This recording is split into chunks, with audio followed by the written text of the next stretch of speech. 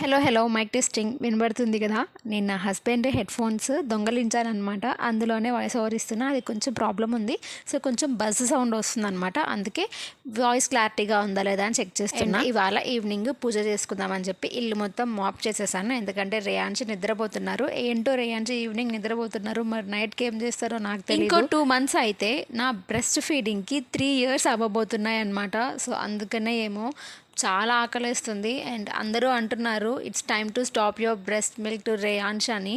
But వాడు అస్సలకి cooperate చేయట్లేదు, తాగుతూనే ఉన్నారు, లేకపోతే ఎక్కువ క్రై చేసేస్తున్నారు. అండ్ టాంట్రమ్స్ ఇట్లాంటప్పుడు కొంచెం ఎక్కువగానే ఉంటాయి కాబట్టి నేను ఒక్కడే హ్యాండిల్ చేసుకోవడం కొంచెం కష్టంగా ఉంది. యాజ్ సూన్ యాజ్ పాసిబుల్ నేను త్వరగా వాడికి బ్రెస్ట్ మిల్క్ స్టాప్ చేయాలి. ఏమైనా టిప్స్ ఉంటే షేర్ చేయరా బ్రెస్ట్ మిల్క్ స్టాప్ చేయడానికి? వేప నూనె పుయ్యండి, కారం పుయ్యండి, అట్లాంటివి కాకుండా ఇంకేదైనా.